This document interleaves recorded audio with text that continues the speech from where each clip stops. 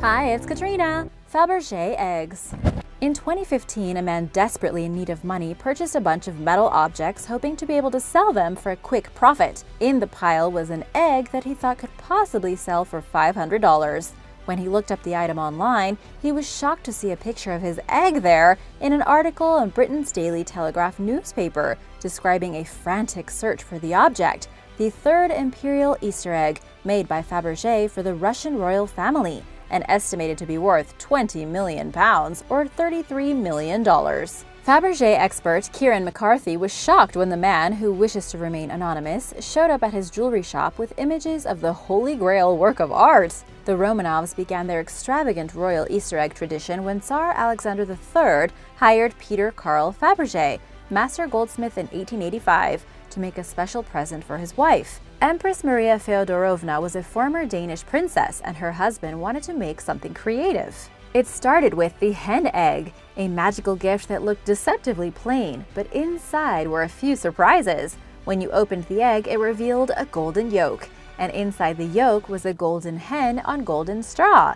Hidden in the hen was a small diamond crown that held an even smaller ruby pendant. This charming creation of creativity and craftsmanship was the beginning of 50 Faberge eggs commissioned each year by the Romanov family, Tsar Alexander III and Nicholas II. No two were ever alike, and each one had a meaningful surprise inside. Another 19 were commissioned as gifts for other special occasions. Most of them were constructed from silver, gold, and other fine jewels. There were velvet cases, black enamel, miniatures of carriages and palaces. But everything changed with the arrival of the Russian Revolution in 1917. Tsar Nicholas was forced to abdicate, and the family was executed the following year. So what happened to the incredible imperial eggs? They were packed up along with other royal valuables and put in storage in the Kremlin. The Bolsheviks began selling them to international buyers to raise money. Most of the eggs are accounted for. However, 8 imperial eggs are missing. Mystery surrounds them, and Faberge experts are following clues to try and track them down. They have only been seen by an elite few, and whoever can get their hands on one is sure to make a fortune well into the millions. Most experts believe that 5 were destroyed, but there might be some still out there, unrecognized for the craftsmanship and history that they hide inside. Honjo Masamune. Masamune is generally cited as the best swordsmith that Japan had ever seen, and the so-called Honjo Masamune sword is considered to be his magnum opus. Masamune lived from 1264 to 1343 AD in the Sagami province of Japan, where he produced arguably the finest daggers and swords in the world. However, the Honjo Masamune went missing at some point after World War II, although it might still be out there somewhere. Once, a rival swordsmith named Muramasa demanded an atypical duel from Masamune. They would dip their swords under the water and see what happened. At first, Muramasa said he'd won because his sword cut up everything it encountered. But a monk who walked onto the scene disagreed. While Muramasa's sword chopped up everything, it was evil because it cut up things indiscriminately. Masamune's sword, on the other hand, only cut leaves and sticks, while living things were repelled by it. The monk said that Masamune was the winner because his sword was benevolent and therefore superior. The Honjo sword was considered Masamune's finest achievement. It was said to be so sharp that the tip of its blade was as thin as a single atom. Because of this, samurai warriors prized the sword, and it shifted between their hands for hundreds of years until it ended up with the Tokugawa family in 1939. However, they handed over their swords to the US after World War II, and it hasn't been seen since. The location of the legendary sword remains a mystery. Treasures of Nimrod. The Assyrian Empire was a major regional power in Mesopotamia starting in the 2nd millennium and grew larger and more powerful until it became one of the world's earliest empires in the 1st millennium BC. The ancient city of Nimrod served as the seat of the Assyrian Empire in the 13th century BC, and a few hundred years later it became the capital of the Neo-Assyrian Empire, considered by some scholars to be the first true empire in world history. The city of Nimrod had been excavated little by little since the 1800s. It was famous for statues of winged beasts with the head of a human, along with large stone panels intricately carved with stories of kings, lions, gods, and battle scenes that decorated long-lost palaces. However, in 2015, the city and treasures of Nimrod were captured by IS forces in 2015, and they did everything they could to raze the ancient site to the ground. they took particular action to completely annihilate as many of its cultural relics as they could. Given that Nimrod is 3,300 years old and bore some of the most precious pieces of history within its borders, officials at UNESCO declared this attack a war crime. The bulldozing of Nimrod was especially shocking because it is one of the most important archaeological sites, not just in Mesopotamia, but the world, said Ihsan Fethi, director of the Iraqi Architects Society. Only about 15% of Nimrod has been excavated, leaving many treasures now lost. The site may hide more discoveries underground, but until things stabilize, all archaeologists can do is wait to be able to investigate what has made it through the destruction. Artifacts held at various museums around the world have now become even more precious. Mask of a Fawn. Michelangelo's Mask of a Fawn is a marble mask with a storied history and a mysterious end. It starts, as you might expect, with Michelangelo di Lodovico Buonarroti Simoni, or just Michelangelo, who was one of the most revered artists of all time. Famous for painting the Sistine Chapel and carving the famous statue of David, as a teenager he was a struggling artist, but he was in the right place at the right time. Lorenzo de' Medici was the head of Florence at the time, and he loved art. When he saw Michelangelo's talent, he became his patron and sent him off to art school. Michelangelo's very first sculpture at art school was the verifiably terrifying Mask of a Fawn. A fawn is a figure in Roman mythology which is a strange mix between a human and a goat. Lorenzo was taken by this sculpture at first, but thought that this old fawn had too many teeth. Michelangelo responded by breaking off one of the sculpture's upper teeth. This is precisely what made Lorenzo so intrigued by this young artist. Such a rebel. Sadly, this iconic piece of artwork met a mysterious end. In World War II, it was transferred to the Castello di Poppi, a castle in Tuscany. In August 1944, a group of German soldiers stole this along with other art and loaded it away, never to be seen again. Given that art historians are pretty sure that this was the original Mask of a Fawn, this is a pretty big blow. If you ever visit the Bargello Museum in Italy, you will see a cast of the head of this famous work of art. The Amber Room. The Amber Room was once one of the most ornate treasures on the planet. It was a room constructed using several tons of amber for Friedrich I, the first king of Prussia, who then gifted it to Peter the Great. Over time, it was installed in the Catherine Palace in Pushkin. The 180-square-foot room contained 6 tons of amber and other semi-precious stones, including amber panels backed by gold leaf. Altogether, the room was worth over $142 million in today's money. There are photographs of its interior, and it was certainly glorious. All of its walls were covered in beautiful amber panels lined with gold. It was so beautiful that onlookers declared it one of the 8 wonders of the world. However, World War II wasn't kind to the Amber Room. When Operation Barbarossa commenced in June 1941, 3 million Nazi soldiers invaded the Soviet Union and looted tens of thousands of art treasures, including the Amber Room. It was then dismantled and put in storage in 1943. Since then, it has been lost. No one knows where all of its beautiful paneling is, but most believe it was destroyed during a bombing raid. One of the room's mosaic panels was recovered in 1997 from the son of a deceased German soldier who was trying to sell it. However, he was unaware of the panel's origins, and the investigation ended there. However, some still hold out hope that the Amber Room may still be out there, waiting to be found. Fountain. When the artist Marcel Duchamp unveiled his piece, Fountain, people were either shocked or confused. It's just a urinal with somebody else's signature on it. But Duchamp was trying to make a point about the nature of art. He wanted to tell the world that anything could be art if you thought about it. So in 1917, he was excited to submit his artwork to the Society of Independent Artists, who claimed that they would display anything if the artist paid $6. Even they rejected its display. They thought that the artwork was pretty much pointless and crude at that. Duchamp was not able to display his artwork at that exhibition, much to his dismay. He got his friend to take pictures of it and convinced other journalists to write news stories about the point he was trying to make. It ended up being an incredibly important piece in art history. However, after that happened, the artwork mysteriously disappeared. Where could this artwork have gone off to? No one can say for sure, but given that the piece was literally a urinal with a name on it, it's not hard to imagine that someone might have thought nothing of it and thrown it away. I mean, who wants a urinal sitting around anyway? Nowadays, replicas of Fountain are worth upwards of $2.5 million, so if anyone can find the original, they might just have a lottery ticket in their hands. Florentine Diamond. Some 500 years ago, excavators in a mine in India uncovered one of the most magnificent diamonds that the world has ever seen, the Florentine Diamond. Once everything was said and done, the find amazed the world. It is a whopping 137.27 carats. On its own, that would make this diamond worth an unspeakable amount of money, but it now would be worth even more than its carat value because it's been missing since 1918. How did a diamond this large and famous go missing? It's hard to imagine people just misplacing it. Well, it's hard to separate fact from fiction in this story. Suffice it to say that the diamond has experienced a long and complicated history. One story goes that it was Charles the Bold who lost it in battle, after which it was picked up by a foot soldier.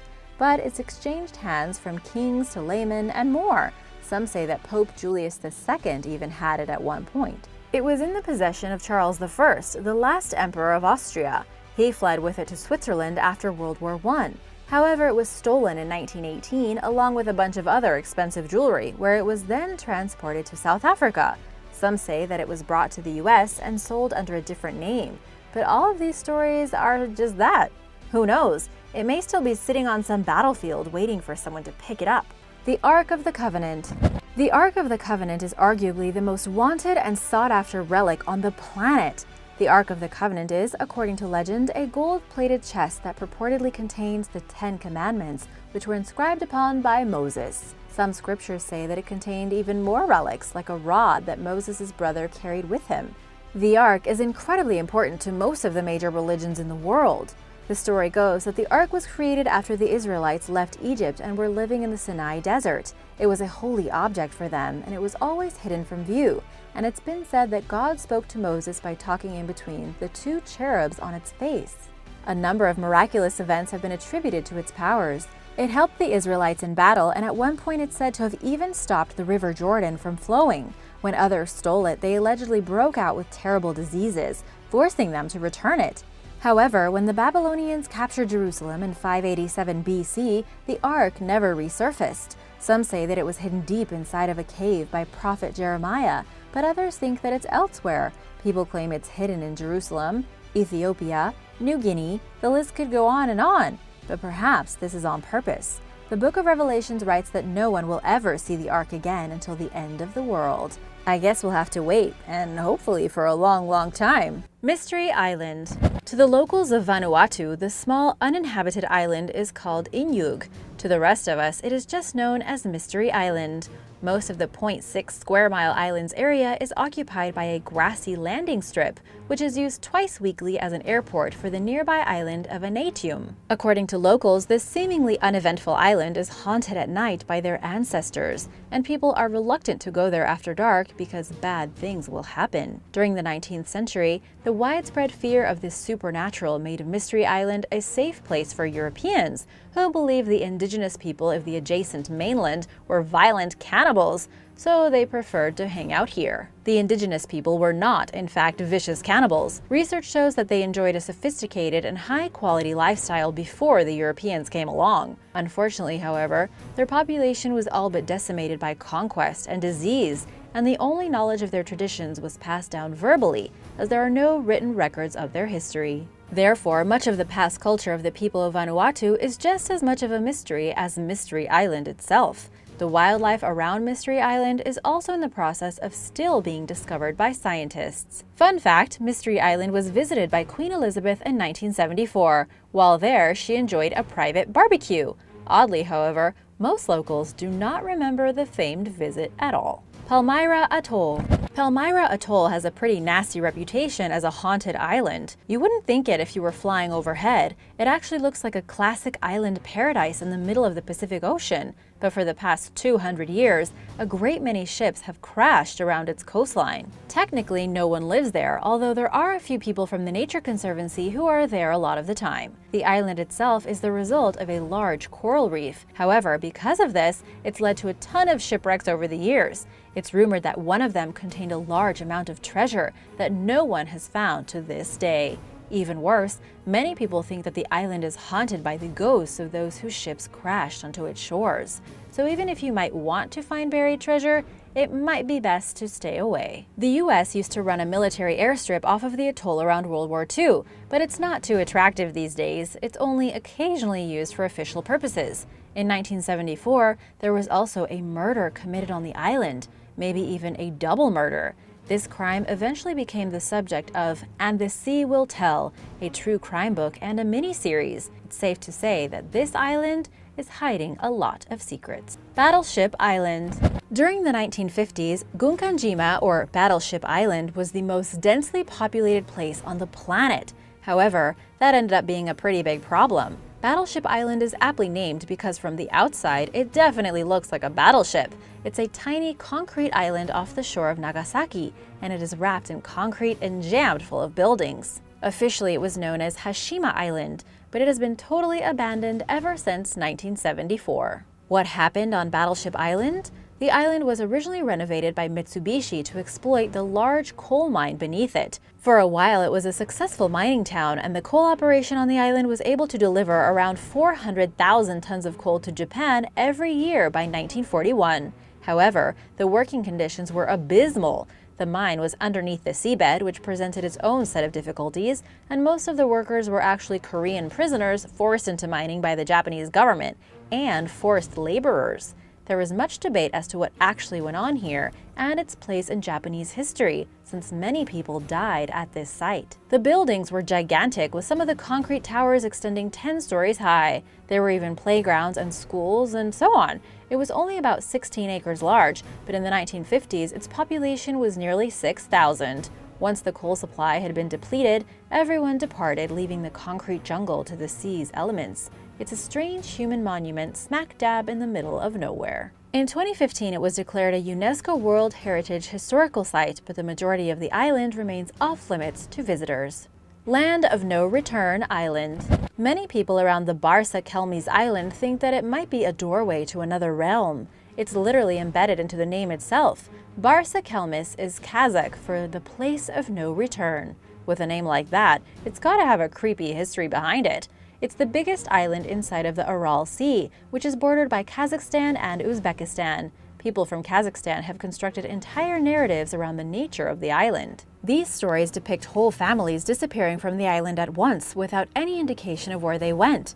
There are also stories of visitors going to the island for a year or so, and then once they return home, they find that decades have passed, as if they were lost in the land of the fairies. Many such stories have to do with strange aberrations related to time, and because of that, the place of no return seems to have garnered a reputation as a hotspot for possible alien activity. As it turns out, these stories were most likely that, just stories and legends told by people in Kazakhstan and released to audiences in the Soviet Union to drum up intrigue about the location. A few comrades in the USSR were sharing juicy paranormal stories, and Sergei Lukyanenko opted to really shock his friends. Then all of them concocted a bunch of fake evidence to make it seem like it was a real thing, and they published an article about it based on one story from an old newspaper. In actual fact, their original source was just a prank. That's why you should always check at least 3 sources. Santa Cruz Island. In 1957, when Dr. Cary Stanton moved to a family home on Santa Cruz Island to live out his preferred best life as a bachelor. However, Dr. Stanton might have had a secret or two up his sleeve. He was well known as an odd button. He maintained a strict routine and demanded that all of his visitors do the same. Day and night, he would do the same things with precision. Dinner at 7:30, cookies at 8:30, and bed at 9, with the same courses each week. And it appears that he continued doing so until the day he died, December 8th, 1987. I'm up for the cookies at 8:30 thing, but bedtime is more like 2 a.m. His family had a tiny church and cemetery on the island, and Dr. Stanton was buried there. His will stated that he wanted his ranch to belong to the local nature conservancy. However, when officials from this institution looked around the property, they were shocked to discover a box that contained human remains that were effectively ashes. They don't know who this person was exactly, but they do think that it was an older woman, based on the teeth and clothes buckle from the 40s and a ring that dated back prior to World War II that they found. But who was this person? No one really thinks that Stanton did it, but it is definitely mysterious. Why was this box on the ranch in the first place, and what did Stanton know about it? We may never get the answers for sure, but it's a strange occurrence. Do you have any theories about the case? Let me know in the comments below. Pour Bazin Island. Pour Bazin is an archaeological site on a small island inside of the Terekol Lake, which is located in Tuva, a part of Russia. While it's out there in the open for everybody to see, its exact purpose remains unknown to this day. It wasn't discovered until 1891, and explorers at the time thought that Pour Bazin was a fort. Based on dating techniques, archaeologists have determined that this site was built at some point in the 8th century AD. However, even though they know that it must have been built around then, they have yet to uncover substantive evidence of human occupation. But how could a fort this elaborate, so clearly built with human intent, yield no indication of human life? Maybe it was a military fort, some say, but then why is it in the middle of a lake? Maybe it was a religious site, but up until recently, no one really had a clue. Some scientists think they have finally solved the mystery. Based on wood they found on Pour Bazin, they determined that the site was made in 777 AD by Tengri Bogu Khan as a temple complex for the Manichaeism religion, which is a religion with an intricate cosmology detailing the battle between light and darkness. Have any of you heard of this before? However, 2 years later, Khan was murdered by his people who didn't want his religion. It could just be that it was incomplete before he was overthrown. It sounds like a tempting theory, but perhaps there's something else going on this island. Tenerife. The Canary Islands are a chain of islands belonging to Spain, and Tenerife is the biggest of them all. It's pretty heavily populated as well, boasting over 900,000 residents. Before the Europeans arrived, the Guanches lived on the Canary Islands. A number of their mummies were found in the Barranco de Barajot, a ravine that's turned into an archaeological site. These mummies have helped contemporary archaeologists understand a great deal about this ancient culture. However, the Barranco de Barajot is also rumored to be incredibly haunted. Sometimes tourists claim that their watches stop working when they enter the ravine. Others claim to have spotted towers with light, but the most astounding story concerns a girl who once toured the ravine, never to be seen again. It is said that she went inside of the archaeological site to find fruit, but then vanished into thin air. People searched far and wide, but it was as if she'd never existed. However, things changed 20 years later. Just as quickly as she had disappeared, she popped back up. Even crazier, she hadn't aged at all and claimed to have only gone off for a couple of hours. She couldn't believe so much time had passed. Of course, who knows if these legends are true, but they definitely make this site of Tenerife a pretty creepy place to be. Doxa. Doxa is a tiny island inside of the Adriatic Sea off the coast of Dubrovnik, Croatia. It's been relatively uninhabited for an unclear amount of time. However, it has a pretty dark history. In 1281, the Franciscans, a religious sect within the Catholic Church, set up a monastery on the island known as the Franciscan Monastery of Saint Sabina. This monastery lasted deep into the 1880s. Other than that, there's only an old lighthouse on its landscape. However, in 1944, Doxa took on a darker hue. During World War II, the Yugoslav partisans were a group of communists who resisted the Axis powers. They were led by the Community Party in Yugoslavia. They were considered a potent force, maybe too potent. During the peak of the war, the partisans went to Dubrovnik and captured a 53-member group of Nazi sympathizers, among whom were Dubrovnik's mayor as well as the regional priest. They took this group to Doxa and executed them all. This is now known as the Doxa Massacre. It wasn't until 2009 when researchers uncovered a couple of mass graves that contained victims of the tragedy, although they still haven't found them all. Doxa is actually available to buy if you've got the cash to spend. Hey, but rumor has it that the place is pretty haunted, so I personally don't recommend owning it. Not sure if you'll be able to enjoy it or get your investment back. Would you go to Doxa? Let me know in the comments below. Uvet Island. Uvet Island is the most isolated, remote place in the world. It's in the middle of the southern Atlantic Ocean, and it's surrounded by over 3.1 million square miles of empty ocean, which is just a tad smaller than all of Europe. But in spite of its complete and utter isolation, Uvet Island has a rich and mysterious history. It was discovered in 1739 and then left alone for another 60 years when another series of expeditions began. In the 1930s, this island came under Norwegian control. When people investigated the island, they discovered that it was mostly made out of a glacier. Only about 7% of its surface is not made up of the glacier, and the center of the island is actually an ice-stuffed volcano. In 1964, explorers discovered a ship that had been left by the coast. Had someone else been to Bouvet that we didn't know about? These explorers searched far and wide for evidence of human activity, but found nothing. This mystery remains unsolved. In 1979, a group of satellites detected two gigantic flashes of light around the region where Bouvet is located, between the Prince Edward Islands and Bouvetoya. This came to be known as the Vela incident. No one is quite sure where these flashes of light came from, or what they were. Some say they were nuclear tests, or meteors, or what have you. Perhaps it was only a glitch. But could something have been going on Bouvet? We may never know. Vitrified forts. In the 18th century, an official survey in the Scottish Highlands uncovered an ancient Iron Age fortress. While there are many fortresses in Scotland and in Europe, this fort was different. This fort was made of stones that had somehow fused together. The walls of this fort must have been exposed to extreme temperatures that caused partial melting of the stonework. This process made the rock walls turn to glass in a process known as vitrification. The fort is called Dunderdale and was built around 500 BC, when in theory humans lacked the technology to heat stone walls to 2,000 degrees Fahrenheit. Initially after the discovery, people believed that perhaps the fort was built on the remains of an ancient volcano which had heated it. But there are actually many more forts like this, not only in Scotland, but all over Europe. Dunderdale is just one of 70 vitrified forts in Scotland and 200 vitrified forts throughout Europe. Conspiracy theorists suggested that an ancient superweapon we don't know about yet must have melted the stones. Scientists thought for a long time that some sort of destructive activity like warfare melted the rocks, but there was no evidence as to how. Some researchers speculated that the vitrification was some sort of ritual. Finally, in 2016, after 200 years of speculation, 3 volcanologists finally chimed in to try to help solve the mystery. They placed some rock samples in a box furnace mimicking Iron Age technology. The scorching heat weakened individual stones, but strengthened the overall structure by turning the mortar holding the rocks together into a dense, glass-like substance. It is still unclear why people in the Iron Age did this to their forts, or how they came up with this method. More experiments are necessary to fully understand their vitrification practices and why they would do this all over Europe. Leave your theories in the comments below. Underground rooms. Earlier in 2020, Israeli archaeologists discovered a complex of rooms that were located underneath the Western Wall Plaza in Jerusalem.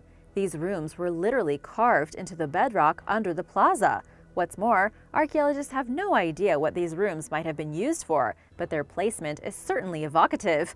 They are a mere 120 feet away from the Temple Mount, which is a holy location for both Jews and Muslims. Given how iconic this location is, how did archaeologists miss it for so many years? Well, apparently this complex has been located beneath a white mosaic floor of a large Byzantine building for the past 1,400 years or so. The complex is made up of 2 separate rooms connected by a courtyard and staircases, all of which are carved into the bedrock. There are also storage spaces and niches cut into the rock serving as storage space and shelving. Archaeologists also found a number of artifacts there, such as clay cookware, remnants of oil lamps, and a ritualistic water basin. Some of the objects date back to around 2,000 years old. This new complex is one of the only remaining signs of ancient Jerusalem left standing after the Romans destroyed much of the city. But why did they build this structure? It would have taken a lot of work to carve out this much stone. Researchers aren't sure if it was a house or a storage unit, whether it was a religious or a civil building, or why its creators would have spent such a large effort in making the space. Archaeologists are hoping that they will find out more about the Byzantine building and more subterranean rooms in the future that will help solve the puzzle. 3,200-year-old sword. On the island of Majorca, off the coast of Spain, archaeologists recently uncovered something astonishing, an ancient giant sword that is nearly completely intact. They found this sword in the Talayot del Serral de Ses Abels archaeological site, which is located in Puigpunyent, Majorca. This location contains a lot of big stone structures called talayots, all of which are estimated to be somewhere between 3,000 to 8,000 years old. These structures give us much insight into the ancient cultures that lived there. This site was first discovered in 1950, but this sword discovery was only recently found in 2019. The sword itself is thought to have been left there around 1,200 BC. That only makes it even more astonishing that the artifact is in such good shape. Archaeologists haven't found many weapons at the site, far less any weapons from that time period. Over the coming years, researchers are hoping it will help us understand what the Bronze Age was like in that region. Astonishingly, the team that uncovered the sword were digging in a place that had already been picked over before. They weren't looking for anything new, but were just hoping to build a museum on the spot where they found it. As usual with archaeologists, there is some disagreement as to why this sword was left at the site. Could it have been a religious offering? Maybe. Or maybe the talayots were meant to defend their land, and the sword is a sign of strength. In any case, be on the lookout for more info about this fascinating place. The Trapanosaurus. The Trapanosaurus is quite the enigma. The first fossil was found in Italy, but it was all crushed and had to be reconstructed. Scientists believed it was an extinct reptile, but that's now been thrown into doubt. A second fossil was found in Ghost Ranch, New Mexico, and this one seemed to have a claw on each hand instead of fingers. It's now thought that rather than being a dinosaur or a reptile, it was in its own category of creature. Its giant front claw was connected to a flat bone that is seen in no other known animal. It also had a slender snout, a long muscular tail, and a tail spike that allowed it to hold onto trees. In fact, what was once thought to be a reptile actually resembled a mammal, more specifically, the anteater. The problem with this is that evolution dictates that animals are constantly changing, and fossils show the pathway towards the animals we see today. This fossil is so similar to something that exists today that it almost seems impossible. Some have suggested that the two species evolved independently from one another, which could explain this, but others have suggested it calls the whole idea of evolution into question. What do you think? Let me know in the comments below. Looks like we need to find more specimens to find the answer. New hominin species. Scientists think that they may have uncovered the existence of a previously undiscovered hominin species that they're dubbing Homo luzonensis. However, if they're right, that evolutionary biologists are seriously going to need to rethink the evolution of humanity. These scientists discovered this new fossil inside of a cave in the Philippines. But if this is indeed a new hominin species, then there might have been human-like species in Asia prior to the departure of our more well-known relatives in Africa. Based on the remains found, including some teeth and finger fossils, this new species of hominin was probably around 4 feet high. Even though it was tinier than Homo sapiens, it shared a number of other similarities with us. For instance, it has the same kind of molar tooth. There is also evidence which seems to indicate that Homo luzonensis evolved from Homo erectus, which is another precursor to humanity. How does this bring our current picture of human evolution into doubt? Well, it's mostly thought that hominins migrated to Asia from Africa in 2 separate waves. The first wave was Homo erectus, the second wave was Homo sapiens. Scientists used to think the Homo erectus was the only hominin on the block in Asia before sapiens arrived. But if Homo luzonensis was there too, then we need a different picture. Scientists aren't yet positive about this, but it's definitely going to be a topic of discussion over the coming years. Aztec alien artifacts. A few years back, a group of researchers claimed to uncover a treasure trove of Aztec archaeological artifacts that seemed to depict images of aliens.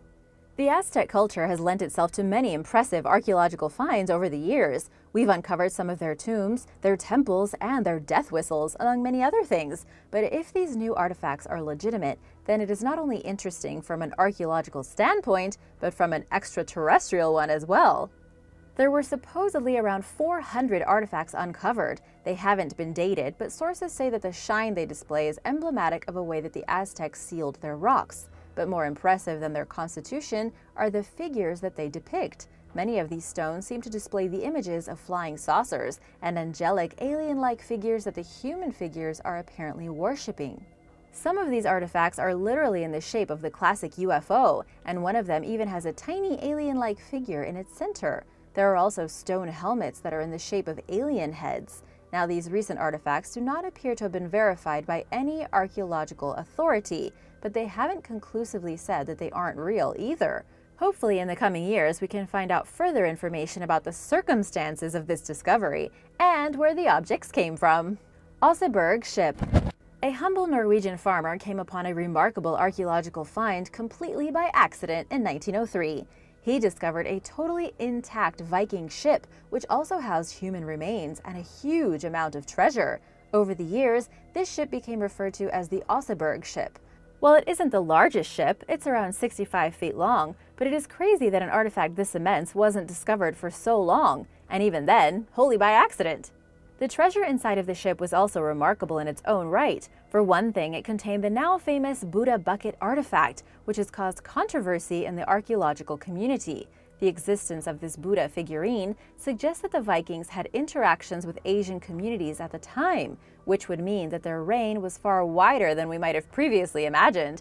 The circumstances of the discovery were also astounding. The ship itself was completely covered by dirt, which, despite the dampness of the soil, actually helped to preserve it in almost pristine condition. It was so well preserved that all of the drawings on the stern and bow of the Aseburg are even still visible after several centuries. In fact, you can go see the ship for yourself at the Viking Ship Museum in Oslo. The Long U Grottoes. The Long U Grottoes are a series of underground structures near the village of Xi'anbeikun in the Zhejiang province in China. They are thought to be at least 2,000 years old, but scientists and researchers have no idea how they were built, what they were used for, or even who was responsible for them. They were originally discovered in 1992 with a total of 36 grottos covering an area of 30,000 square meters. Each one is carved almost 100 feet into solid siltstone and contains features such as rooms, gutters, and pools. As well as the question of construction, it's also peculiar how they were so precisely carved and why they remain in such good condition. The grottos have been flooded for centuries until the government drained a lot of them so they could be further explored. They are proof that there was an advanced civilization in the region at one time, even though none have been documented. It seems every time researchers uncover new things, they also find more questions that science is unable to explain. Yet. Plutos Gate.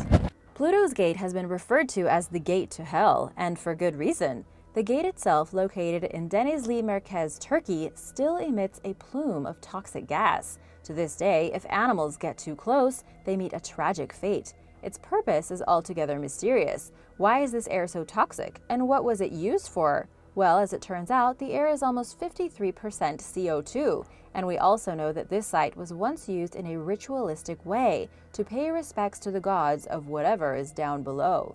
As crazy as this archaeological site is, it's strange to think that it wasn't discovered until 2013, after its location was traced to a thermal spring. Experts immediately started thinking about the supposed temple to the underworld that they'd read about going off the map somewhere around 500 AD.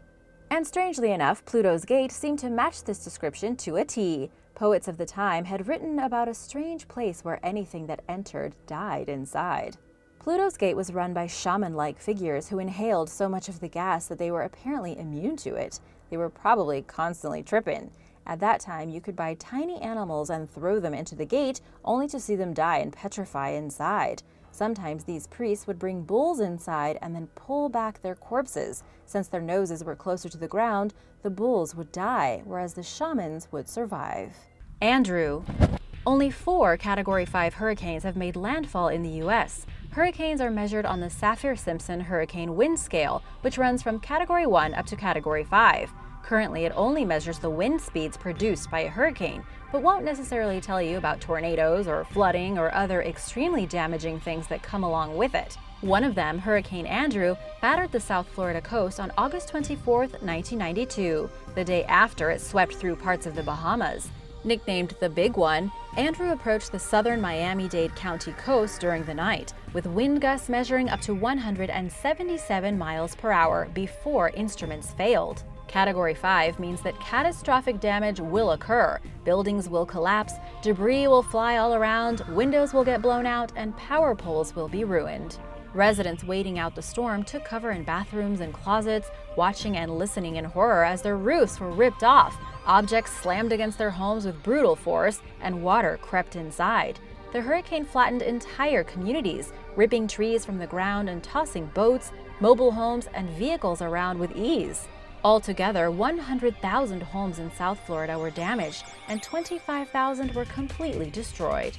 Millions of residents were left without power for weeks or months as they endured 90-plus degree temperatures, escaped zoo animals, and blocks upon blocks of leveled buildings and homes. Besides everything being destroyed, there were hundreds of monkeys, some baboons, llamas, exotic birds, and cougars on the loose. Damages amounted to $26.5 billion, while human casualties were thankfully relatively low, all things considered, amounting to 26 lost lives. Mitch. Hurricane Mitch struck Central America in late October 1998, earning itself the title of the second deadliest Atlantic hurricane on record and the deadliest hurricane to hit the Western Hemisphere in over 200 years. Mitch formed as a tropical depression in the Western Caribbean Sea on October 22nd, culminating into a Category 5 storm as it barreled toward the mainland. Sustained winds intensified to 180 miles per hour, with gusts reaching 200 miles per hour. The hurricane made landfall in Guatemala a week later, then moved through Central America and eventually reached Florida as a tropical storm. Floods and mudslides brought on by heavy rainfall were especially catastrophic in Honduras and Nicaragua, where entire villages were swept away, crops were majorly damaged, and thousands of lives were lost. Guatemala and Panama also sustained heavy damages, although their death tolls were much lower. Over 11,000 people, perhaps as many as 18,000, died from Hurricane Mitch, and millions were rendered homeless or were severely impacted in other ways. Mitch destroyed hundreds of thousands of homes, with damages amounting to around $5 billion. Great Hurricane of 1780.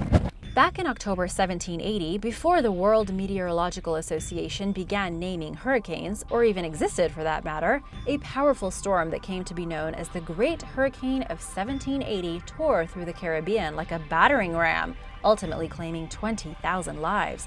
Measuring by fatalities, it was the deadliest known Atlantic hurricane in history. The storm happened long before the advent of modern storm tracking technology, so its point of origin, strength, and exact path are unknown. Researchers believe it made landfall in Barbados, one of the 3 hardest-hit locations, which also includes Martinique and St. Lucia. Each island's death toll numbered in the thousands, and there was extensive property damage. At the time, Great Britain and France, which were both embroiled in the ongoing American Revolution, had numerous warships in the Caribbean, many of which perished, along with their sailors. Hugo. Hurricane Hugo was a Cape Verde storm, a type of hurricane that forms in the deep tropics at low latitudes, resulting from a tropical wave that travels from West Africa and passes over the Cape Verde Islands. Hugo began forming on September 9, 1989, and intensified as it crossed the Atlantic. Within days, wind speeds exceeded 74 miles per hour, eventually reaching sustained speeds of 190 miles per hour, qualifying Hugo as a Category 5. Hugo crossed through the Caribbean as a Category 4 storm, affecting the islands of Guadalupe, Montserrat, St. Croix, and St. Thomas in the U.S. Virgin Islands, and Puerto Rico. Montserrat's entire power grid was knocked out, and Hugo was the island's costliest hurricane on record, and not only in financial terms. Ecological destruction resulted in the island's bat populations decreasing 20-fold, and numerous endemic bird species also declined. Damages in the U.S. Virgin Islands and Puerto Rico totaled an estimated $1 billion. Over 90% of the buildings were destroyed in St. Croix, where wind gusts measured up to 168 miles per hour. Looting ensued, and the U.S. military was deployed to get the island back under control. Thankfully, the cost in human lives was much lower, with 3 people perishing in the storm. Puerto Rico also suffered significant damage, and although only 8 lives were lost, around 28,000 residents became homeless. But Hugo's wrath wasn't over. The storm headed toward the U.S. coast next, where it became the strongest hurricane to make landfall in the country in 2 decades, setting new storm surge records in some places, including McClellanville, South Carolina, where the storm surge measured 20.2 feet high, and causing over $1 billion in damages to South Carolina's timber industry alone. Camille. Hurricane Camille started as a tropical wave off the African coast on August 5, 1969, moving west across the Atlantic before becoming a tropical depression south of Cuba 9 days later. The next day, Camille struck western Cuba as a Category 2 hurricane, and the storm was just getting started. It rapidly intensified as it moved through the Gulf of Mexico and toward the Louisiana-Mississippi region. The hurricane made landfall in Bay St. Louis, Mississippi as a Category 5 storm before quickly weakening into a tropical depression as it moved inland and eventually emerged offshore, where it briefly re-strengthened before being absorbed by a frontal storm. Camille left vast damage in its wake, leveling nearly the entire Mississippi coast and causing additional damage and deaths inland. Over 259 people perished as a result of the storm, and the damages totaled $1.42 billion. It's one of 4 Category 5 hurricanes to make landfall in the U.S. and was the 6th most intense Atlantic hurricane. 1935 Labor Day Hurricane. Formerly known as Hurricane 3, the Great Labor Day Hurricane of 1935 was the most intense hurricane on record ever to hit the U.S. in terms of pressure, and one of 4 recorded Category 5 hurricanes to ever make landfall in the country. It formed east of the Bahamas and struck the Florida Keys and Miami days later on September 2nd during the Great Depression, with maximum sustained winds of 185 miles per hour and gusts as much as 200 miles per hour. The hurricane then moved northward near the western Florida coast, once again making landfall as a Category 2 storm near Cedar Keys before moving across Georgia and the Carolinas. It then re-emerged offshore near Norfolk, Virginia. Florida, mostly the Florida Keys, suffered nearly all the losses caused by the hurricane, with a 40-mile-wide path of destruction from south of Key Largo to north of Marathon. Nearly all man-made structures were destroyed, along with the Florida East Coast Railroad tracks running from Miami to the Keys, with the modern-day railway terminating in mainland Florida. The death toll is estimated at 409, including 244 confirmed dead and 165 people who went missing. Forecasting errors by the Weather Bureau were largely to blame for the number of fatalities, as the service had predicted the hurricane would bypass the area and go into the Gulf of Mexico. Gilbert. On September 12, 1988, Hurricane Gilbert barreled into Jamaica before traveling to Mexico and Texas. The storm first achieved hurricane status west of the Dominican Republic 2 days earlier, before making landfall in Jamaica as a Category 5 storm with 175 mile-per-hour winds. It covered the entire island with an eye measuring 40 miles wide, ripping the roofs off homes and damaging or destroying around 80% of Jamaica's houses. Out of 2 million citizens, around 500,000 people were left homeless. Over 200 residents died, and almost everyone lost power. Gilbert hit Mexico's Yucatan Peninsula 2 days later, destroying around half of the hotels in the resort city of Cancun and severely damaging nearby Cozumel. Around 200,000 people were left homeless. The hurricane sparked a flash flood along the Santa Catarina River, washing away 4 buses and numerous cars filled with around 200 passengers. 3 people died in Texas in tornadoes spurred by Gilbert. It was the most intense recorded hurricane to hit Mexico, killing 318 people total and inflicting $2.98 billion of damage. Katrina.